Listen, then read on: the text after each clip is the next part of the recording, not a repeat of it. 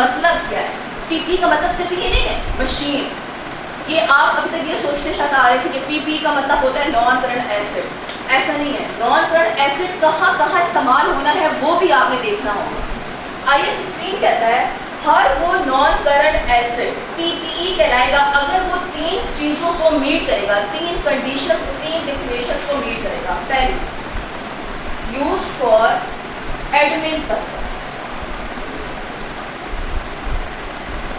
आप ये पैक में सर्वकाश का है एडमिनिस्ट्रेशन ऑफिस, जहाँ पे टाइम टेबल्स बन रहे होते हैं, फी स्ट्रक्चर वगैरह बाकी सब डील हो रहे हैं, इंक्वायरीज वगैरह आती हैं, वो सब चीज़ें डील हो रही होती हैं। ऐसा ही है क्या सर्वकाश जिस ऑफिस में है, एडमिनिस्ट्रेशन ऑफिस में, क्या वहाँ पर कंप्यूटर सिस्टम है ना, स्क्रीन है, हीटर वगैरह, फर्नीचर, एसी फर्नीचर, जो टेबल चेयर्स पड़ी हुई हैं, ये सारी सारी क्या है? Non current assets. ये किस लिए इस्तेमाल हो रही है? वो चेयर्स, वो कंप्यूटर सिस्टम, वो एसी वगैरह क्यों इस्तेमाल हो रहा है? एडमिनिस्ट्रेशन पर्पस के लिए, एडमिन पर्पस के लिए। यानी हर वो नॉन करंट एसिड जो किस में इस्तेमाल हो रहा है? एडमिनिस्ट्रेशन पर्पस में या एडमिनिस्ट्रेशन ऑफिस में। तो ऐसे नॉन करंट एसिड को आप क्या बोलेंगे? ये क्या कहलाएगा? पीपीई।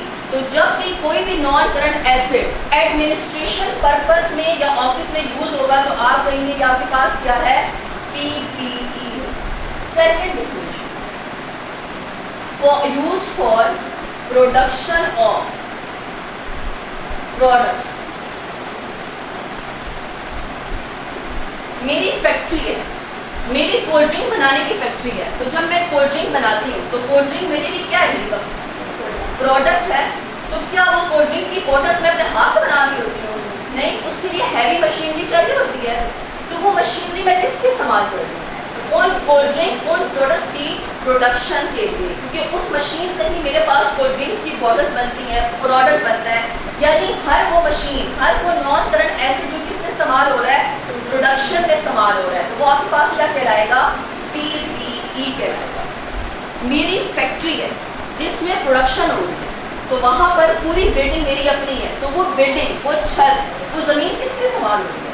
प्रोडक्शन में इस्तेमाल हो रही है। आप ऐसा तो नहीं हो सकता आप चौराहे में बैठ के प्रोडक्शन स्टार्ट कर लें। प्रॉपर बिल्डिंग चाहिए होगी, लैंड चाहिए होगा, तो वो लैंड और बिल्डिंग में किस लिए इस्तेमाल कर रही हूँ? प्रोडक्शन पर्पस के लिए, कोल्ड ड्रिंक्स बनाने के लिए, ताकि उस बिल्डिंग के अंदर मैं ये प्रोडक्ट को प्रोड्यूस कर सकूँ। तो हर वो मशीन, हर वो ज़मीन, लैंड, प्रॉपर्टी, बिल्डिंग जो किसमें इस्तेमाल हो रही है? प्रोडक्शन में। तो मैं उस नॉन करंट एसिड, उस प्रॉपर्टी को, उस प्लांट को, उस मोटर को, उस मशीन को मैं क्या बोलूँगी? ये आपके पास क्या है? पीपीई है। और उसके आगे क्या पैक वाले कोई कोल्ड ड्रिंक्स की बॉटल्स बना के देते हैं आपको? क्या दे रहे हैं आपको? पैक सर्विसेज दे रहे हैं। सर्विसेज देने के लिए क्या इस्तेमाल हो रहा है? ये कैमरा यूज हो रहा है, ये डाइस है, जिस चेयर पे आप बैठे हुए हैं, फर्नीचर है, एसी लगा हुआ है, फैन वगैरह है, और भी बहुत सारी डिस्पेंसर पाइप पड़ा हुआ है। तो ये सारे के सारे आपके पास चीज़ें क्या हैं? Non current acid. ये चेयर अगर पैक वाले निकाल के आपको चटाइयों पर बिठा देते हो, क्या आप यहाँ पर बैठ के पढ़ना पसंद करेंगे? आप बोलेंगे यहाँ पे तो कोई फर्नीचर ही नहीं है, यहाँ पे तो जी ज़मीनों में बैठ के पढ़ाया जा रहा है। तो ये पैक वालों ने चेयर, डाइस, ये एसी, फैन वगैरह क्यों लाया हुआ है? क्यों रखा हुआ है? ताकि आपको सर्विसेज प्रोवाइड कर सकें। यानी कोई कंपनी अगर सर्विसेज प्रोवाइड करने के लिए, प्रोविजन ऑफ सर्विसेज के लिए नॉन करंट एसिड इस्तेमाल कर रही है, तो ऐसे नॉन करंट एसिड को आप क्या बोलेंगे? ये किसमें फॉल कर रही है? पीपीई। यानी या प्रोडक्शन के लिए इस्तेमाल हो या फिर सप्लाई ऑफ सर्विसेज। और क्या आ सकता है सप्लाई ऑफ सर्विसेज में? ये तो पैक एग्जाम्पल।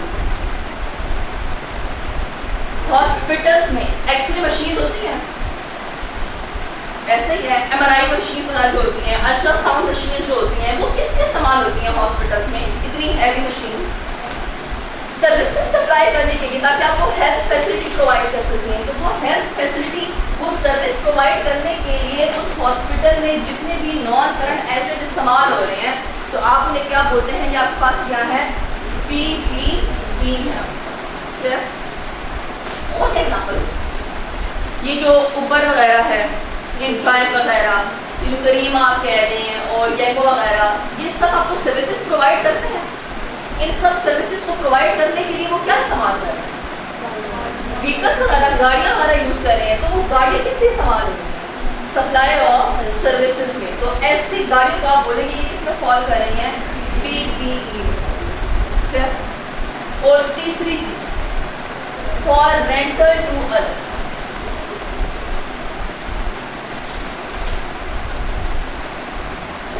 रेंटल का क्या मतलब हुआ, फॉर रेंटल टू अदर्स, हर वो नॉन करंट एसेट, हर वो नॉन करंट एसेट जो किसकी आप इस्तेमाल कर रहे हैं, दूसरों को किराए पर दे के हर महीने उससे किराया लेने के लिए। ऑब्वियस सी बात है, आप इतने अच्छे तो नहीं है ना मैं कि जी हम अल्लाह वास्ते देंगे कि जी सर आपके तो हमने ये मशीन रखी हुई थी, आए हमसे किराए पर नहीं और हमें कोई पैसे ना दें। आप हर चीज़ किराए पे क्यों देते हैं, ताकि हर महीने से क्या आए, रेंटल इनकम आए। रेंटल इनकम कमाने के लिए अब जैसे फॉर एग्जांपल पैक वालों के पास एक्स्ट्रा जनरेटर पड़ा है, एक ऑलरेडी है जो यूज़ कर रहा है, एक्स्ट्रा कितने सालों से पड़ा हुआ था, तो अब पैक वालों ने सोचे काम करते हैं, हम उस एक्स्ट्रा जनरेटर को दूसरों को किराए पे देते हैं और हर महीना उसे क्या कमाएंगे, रेंटल इनकम कमाएंगे। अब वो नॉन करंट एसेट है जनरेटर, वो नॉन करंट एसेट है जो किसने संभाल हो रहा है, दूसरों को किराए पे देने के लिए।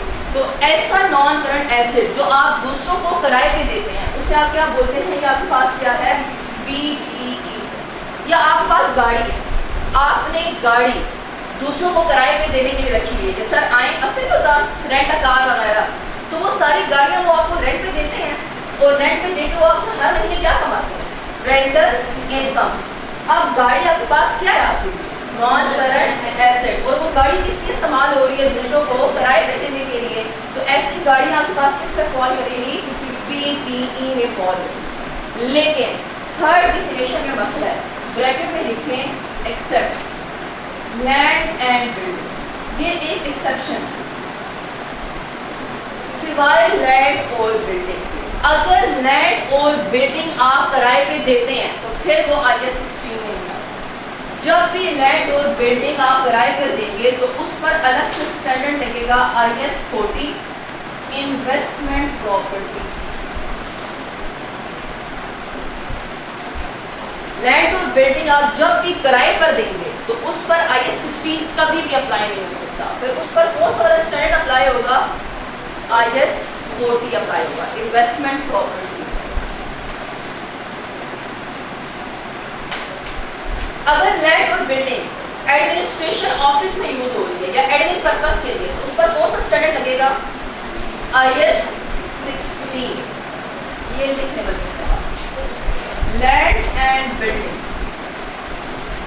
इसके 3 यूजेज हो सकते हैं, ये याद रखें। अक्सर बच्चे एग्जाम में ये चीज़ ओवरलुक करते हैं, यूज देखा करें, लैंड और बिल्डिंग किस में इस्तेमाल हो रही है। अगर फॉर एडमिन पर्पस हो रही है, एडमिनिस्ट्रेशन के लिए इस्तेमाल हो रही है तो उस पर IS 16 लगे। अगर लैंड और बिल्डिंग प्रोडक्शन में इस्तेमाल हो रही है या फिर सप्लाई ऑफ सर्विसेज तो उस पर IS 16 अप्लाई होगा। लेकिन अगर यही लैंड और बिल्डिंग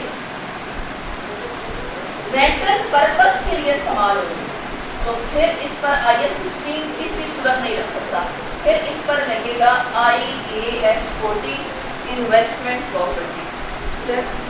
यानी लैंड और बिल्डिंग है, एक ही लैंड बिल्डिंग प्रॉपर्टी है, लेकिन यूज ने पूरा का पूरा स्टैंडर्ड ही चेंज कर दिया।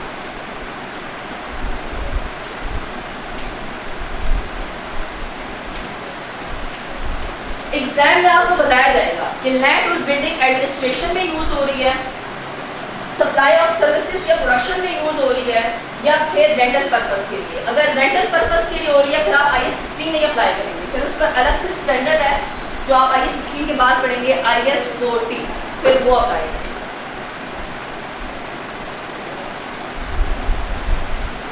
वैसे वैन खरीदना क्या है, आप वैन खरीद रहे हैं, कैपिटल एक्सपेंडिचर और रेवेन्यू एक्सपेंडिचर।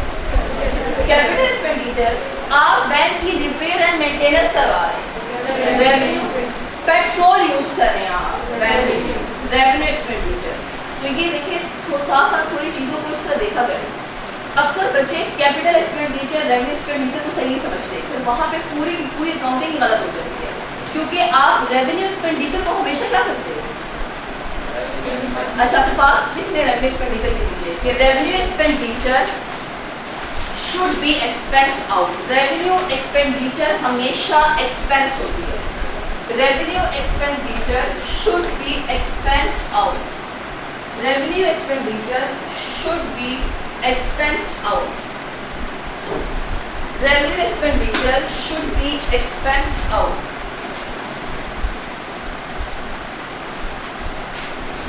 और एक्सपेंसेस किस फाइनेंशियल स्टेटमेंट में जाते हैं? SOCI. और कैपिटल एक्सपेंडिचर क्या होता है?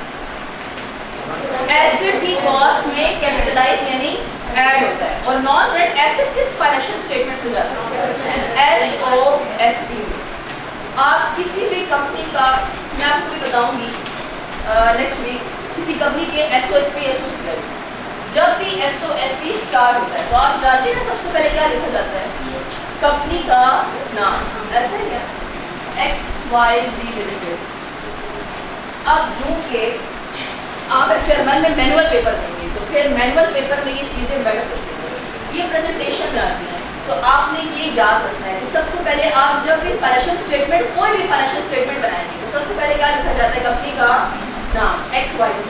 उसके बाद आप लिखेंगे आप कौन सी फाइनेंशियल स्टेटमेंट्स बना रहे हैं, क्योंकि कल मैंने आपको बताया था फाइनेंशियल स्टेटमेंट्स 5 किस्म की होती है. तो उसमें से आप क्या बना रहे हैं? Statement of financial position SOFP.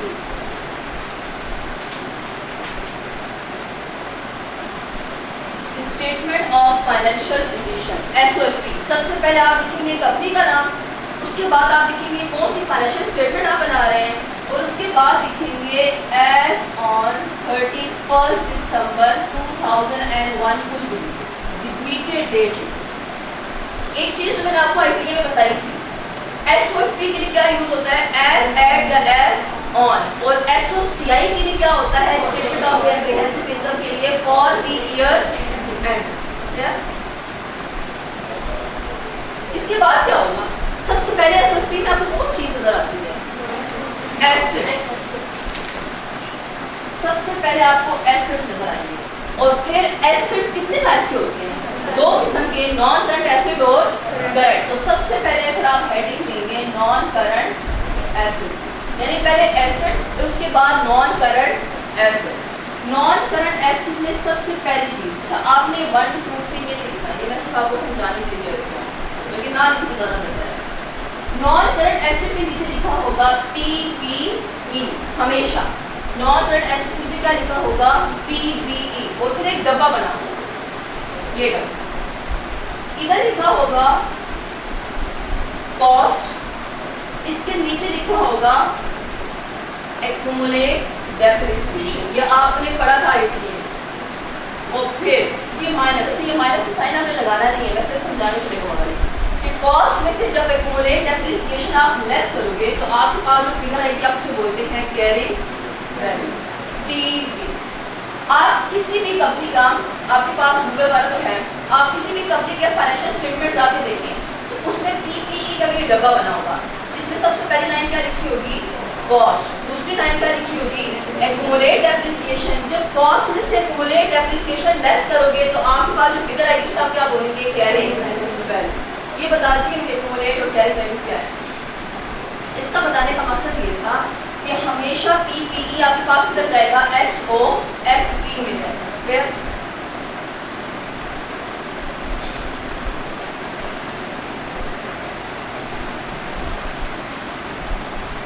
Assets PPE आपने डिफिनेशन देखी PPE की 3 होती है. ऐसा नॉन करंट एसेट जो कहाँ इस्तेमाल हो? एडमिनिस्ट्रेशन पर्पस में, या प्रोडक्शन में, या सर्विसेज सप्लाई करने में, या फिर रेंटल टू अदर्स. ये तो PPE की डिफिनेशन है. लेकिन एक और मसला आ गया कि सिर्फ PPE की डिफिनेशन का होना लाजमी नहीं है. सबसे पहले तो आपने भी डिफिनेशन दी. सबसे पहले कोई मशीन अगर इन तीनों में से कौन सा क्राइटेरिया मीट कर रही है, फॉर एग्जांपल मैं काम करती हूँ, मेरी फैक्ट्री है, मेरी फैक्ट्री में जो मशीन है वो मैं किस लिए इस्तेमाल कर रही हूँ? प्रोडक्शन ऑफ प्रोडक्ट्स के लिए. तो मैं क्या करूँ? वो मशीन जो मैं अपनी प्रोडक्शन में इस्तेमाल कर रही हूँ वो किस में फॉल करेगी? PPE में. तो मैं डायरेक्ट इसको उठाकर नॉन करंट एसेट में शो नहीं कर सकती. यानी किसी भी PPE के सिर्फ ये डिफिनेशन का होना लाजमी नहीं है, उस पर 2 मजीद कंडीशन करती हैं. इन शॉर्ट कितनी कंडीशन हो जाएंगी? तीन कंडीशन हो जाएगी। पहली कंडीशन क्या होगी या क्राइटेरिया क्या होगा कि किसी भी नॉन करंट एसिड के लिए इन तीनों का फुलफिल करना लाजमी है। ये पहली चीज़ है। जैसे ही आप देखेंगे कि आपकी एक मशीन जो आप फैक्ट्री में इस्तेमाल कर रहे हैं, प्रोडक्शन में इस्तेमाल कर रहे हैं, आप कहते हैं वो पीपीई है, तो आपने डायरेक्ट ये नहीं करना कि उठाकर तौर पे ले जाएं आप उसको SOFP में, बल्कि आपने इसमें मजीद दो क्राइटेरिया और देखने हैं। सबसे पहले लिक्विड रिकग्निशन क्राइटेरिया। क्या मतलब होता है वैसे रिकग्निशन का? रिकॉग्नाइज करना।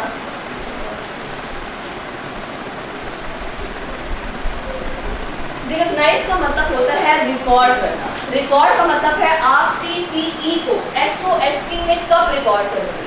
कब रिकॉर्ड करोगे? जब इन तीनों में से कोई एक डेफिनेशन फुलफिल हो जाए और मजीद दो और कंडीशन। तो आप कहते हैं PPE should be recognised or record in SOFP as non current asset if. आप किसी भी पीपीई को नॉन करंट एसिड तब बनाओगे जब वो दो कंडीशंस को फुलफिल करे। पहली, it is probable that future economic benefit